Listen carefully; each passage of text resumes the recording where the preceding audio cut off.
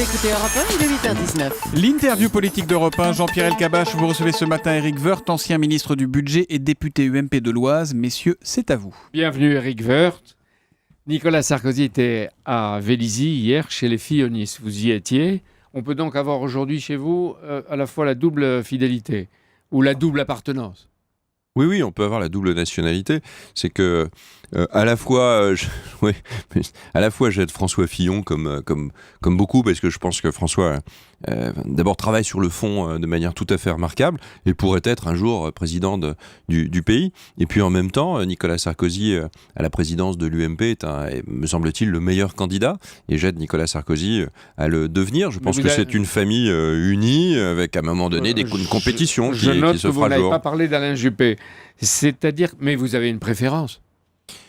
Je voudrais que les choses soient ouvertes. J'ai pas envie de refaire le match du mois de novembre d'il y a 2 ans entre Jean-François Copé et François Fillon. J'ai pas envie que ça se transforme en sac de sable, mitrailleuse lourde vers sa propre famille.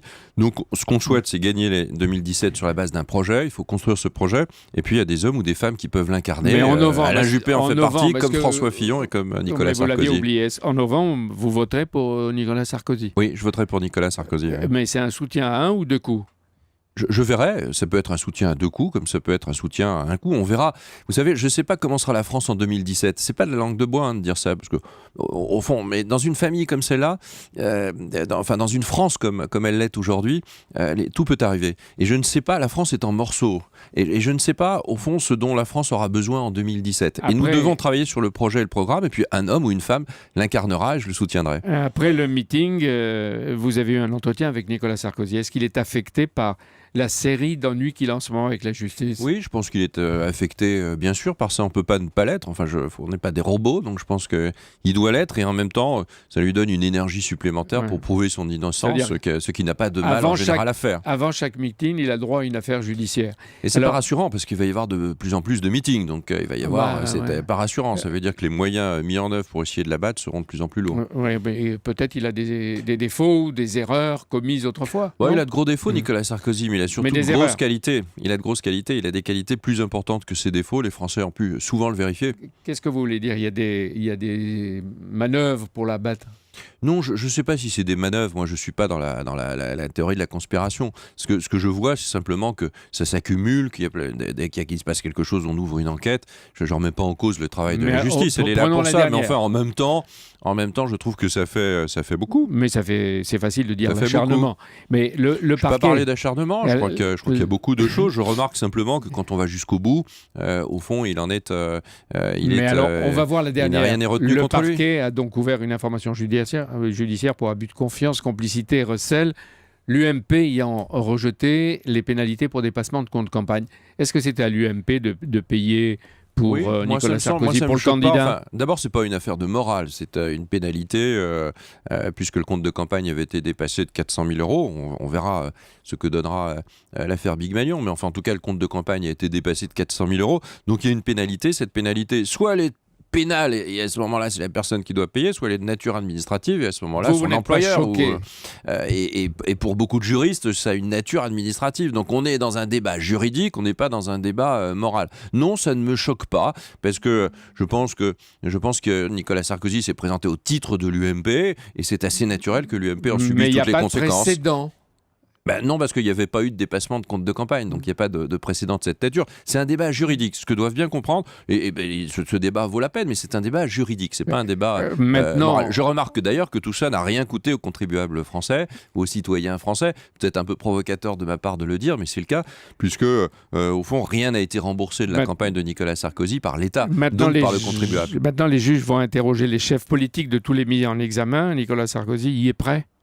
Est prêt à répondre? Je ne sais pas, j'en ai pas parlé avec lui, mais oui, évidemment, s'il y a une convocation, il ira, il parlera. Il est étranger à tout cela. Il l'a dit d'ailleurs à plusieurs reprises. Je note qu'il le redit. Il l'a dit encore hier à Vélizy. Il est étranger à cela. Éric Woerth, pour défendre l'entreprise, Manuel Valls est devenu polyglotte. À Berlin, on a entendu dire Ich mag die Unternehmen, j'aime l'entreprise, et à Londres, my government is pro-business. Et il défend bien les couleurs françaises. Enfin, entre Londres et le Bourget, il y a visiblement des kilomètres très très importants. Il y a des années-lumière. Il y a la La Manche. distance est pas considérable. Oui, il y a plus que la Manche. Enfin, en tout cas, c'est considérable. Et je vois que Manuel Valls, il est en train de manger tous les chapeaux de la gauche. Il n'y a plus un seul tabou totem de la gauche qui résiste, ni de la gauche idéologique, ni de la campagne de François Hollande. Alors c'est très bien, moi, qu'on aille dire à l'étranger qu'on aime l'entreprise et qu'on a envie que la France soit de plus en plus attractive, tout ça nous va très bien, sauf qu'il a fait exactement le contraire. Depuis 2 ans et demi, François Hollande a fait le contraire et les résultats ne sont pas là. Manuel Valls, c'est un échec permanent. Pourquoi vous dites ça? Parce que c'est un échec permanent. Il est dans l'action, mais est-ce que ça vous choque? Enfin, il est dans l'action, il est dans le discours. Alors que David Cameron promettait de dérouler le tapis rouge, Manuel Valls propose, lui, pour attirer les investisseurs british, de dérouler un tapis bleu-blanc-rouge. Il a peut-être raison. Non, mais évidemment S'ils qu'il a viennent- raison. Mais il vaut mieux qu'on soit en bonne santé que malade, il vaut mieux qu'on soit riche que pauvre. Enfin, tout ça, c'est vrai. Il vaut mieux qu'il fasse du soleil plutôt que de la pluie. On est d'accord avec ça. La vérité, c'est qu'est-ce qu'il fait en réalité, il poursuit la politique de M. Ayrault, que M. Hollande a renvoyé, au travers de ces 50 milliards d'économies. Ces 50 milliards d'économies, on ne les a pas trouvés.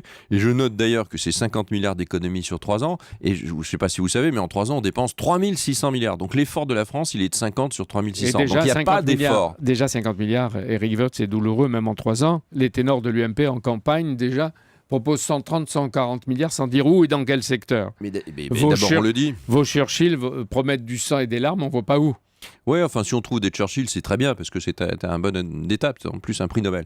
Mais ce qui est certain, c'est que c'est pas un effort suffisant qui est fait aujourd'hui par le gouvernement. Et ces 50 milliards, en plus, ils n'existent pas, c'est juste une tendance.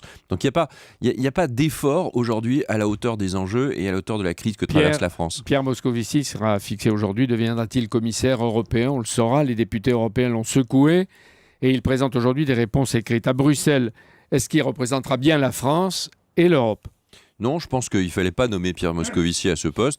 Et je pense que cet oral de rattrapage, puisqu'il y a une sorte d'oral de rattrapage aujourd'hui, est une humiliation supplémentaire pour la France, avec un risque majeur, c'est de voir l'Europe retoquer notre budget. Parce que notre budget est un budget de vérité, c'est vrai, il y a beaucoup plus de déficit que prévu, il y a plus de chômage, et il y a des impôts et moins d'économies que prévu. Donc il y a une vraie vérité, c'est qu'on n'y arrive pas. L'équilibre en parce qu'il n'y a pas de 2017, réforme. enfin non, l'équilibre en 2019 et les 3% en 2017. Oui, on remet sans arrêt à plus tard. Il y a plus de déficit aujourd'hui qu'il n'y en avait en 2013 et en 2012. C'est évidemment impossible de travailler comme ça. C'est pour ça que je dis que Valls et Hollande et l'ensemble du gouvernement sont des échecs permanents. Merci. Et la France est en morceaux. Ce qui est c'est remarquable, c'est que vous êtes embarrassé dès que vous parlez de votre camp et plus à l'aise quand vous parlez de... Non, je ne suis pas embarrassé. Je crois que l'UMP va beaucoup mieux. Non, l'UMP va beaucoup mieux. Et fondamentalement, le travail sur le fond est en train d'être fait. Bonne journée. Merci Éric Woerth d'être venu ce matin en direct sur Europe 1. Merci Jean-Pierre Elkabbach. Demain, c'est Stéphane Le Foll, le ministre de l'Agriculture et porte-parole du gouvernement, qui sera votre invité à 8h20.